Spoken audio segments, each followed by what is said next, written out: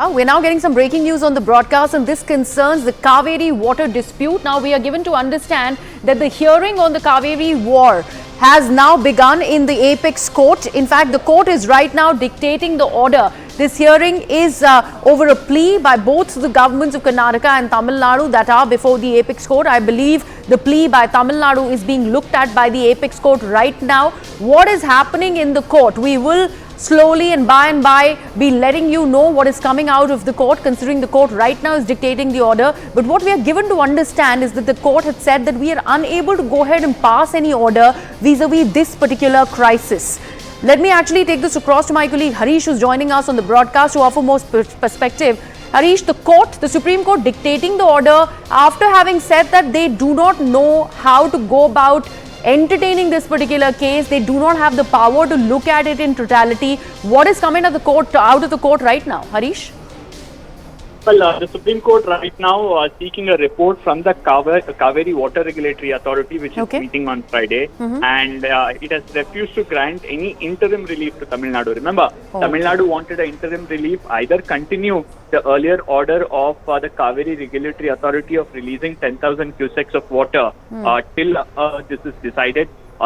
Supreme Court refusing to do that, and it has now listed this matter to next Friday, which means it will wait for the decision of the Cauvery Water Regulatory Authority on Monday, when it meets on what is the kind of order that the regulatory authority will issue, and also how the regulatory authority views what happened over the last 15 days or so. As Karnataka, in fact, adhered to the earlier order of releasing 10,000 cusecs of water every day. How much of water has been realized at Biligundlu? That's the measuring station at the border between Karnataka and Tamil Nadu. So the Supreme Court saying that we clearly do not have expertise on this. We would want the regulatory authority to look into it and submit a report. All right. And Harish, if we actually take a look at the background of this particular case and we talk about the Cauvery Water Regulatory Authority and what had come out of the apex court earlier when that plea by Tamil Nadu had been presented before the apex court, there was a direction that was given to Karnataka to release about 16,000 cusecs of water. What is happening vis-a-vis that? For all of that, there is going to be the regulatory authority now that is going to come back with a decision before the apex court, and all of that gets decided this Friday, is what you're saying? Definitely, yes. In fact, okay, some problem with Harish's link. We also have Ananya on the broadcast with us. Ananya, what is coming out of the court? Harish has just given out a brief breakup of what exactly did the court observe, and now all eyes are on the Cauvery Water Regulatory Authority, and of course the next Friday for any sort of a verdict to come out as far as this dispute is concerned. But what did the court particularly say about this crisis? well, the Supreme Court was constantly urged by the state of Tamil Nadu to actually grant them and add interim relief as to, the directions that were passed for the next 15 days that are ending today. The fortnightly directions that were given out by the Water Regulatory Committee. Mr. Rohadi, appearing for the Tamil Nadu government, constantly argued that, this add interim relief should be extended till at least next Friday until the Supreme Court actually decides the matter. However, the Supreme Court very keen that, it will not grant any kind of an interim relief at this point of time, and has asked the Water Regulatory Authority to actually submit its report as to what is actually happening and how much of water is being released, and what is the status of rainfalls, and what kind of year it is, what kind of rains would be there. So a detailed report has to be submitted by the Water Regulatory Authority now before the topmost of the country, and we'll have to wait and watch for the next Friday as to whether or not a relief is actually given out to, the state of Tamil Nadu or not in this particular case. Okay.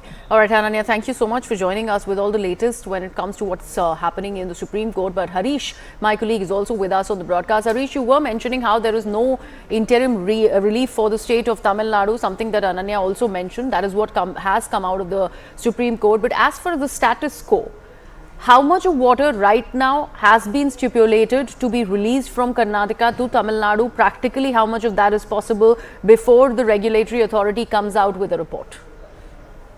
Well, around 10,000 cusecs on an average every day was asked to be released for 15 days, which ends today. Karnataka has been releasing anywhere a little over 8,000 cusecs. Okay. Perhaps a clear report from Biligundu, the measuring station, will give an idea of how much water has actually crossed the border at the measuring station, because some bit of water also flows from the catchment area, which doesn't get accounted at the dam. So eventually how much has been transferred to Tamil Nadu is something that will become very clear. But remember, the bone of contention here is that we do not have a distress sharing formula. Even in a distress year like the one that we're experiencing now, there is a ad hoc arrangement of how much water will be released. Karnataka arguing that that can't be a proportionate decrease in how much rain has happened, and a proportionate decrease in the release of water can't be the real yardstick, because then Tamil Nadu, which has a larger share of water, will eventually walk out with the larger share of water even in a distressed year, and states like Karnataka, which have got lesser quantum of water in the main argument, cannot survive, or their crops won't survive. That's the argument. They are saying that there needs to be an arrangement where every month the water storage level and the rain that has happened should be taken into account. Okay. And on a month-on-month basis, a distress formula has to be evolved.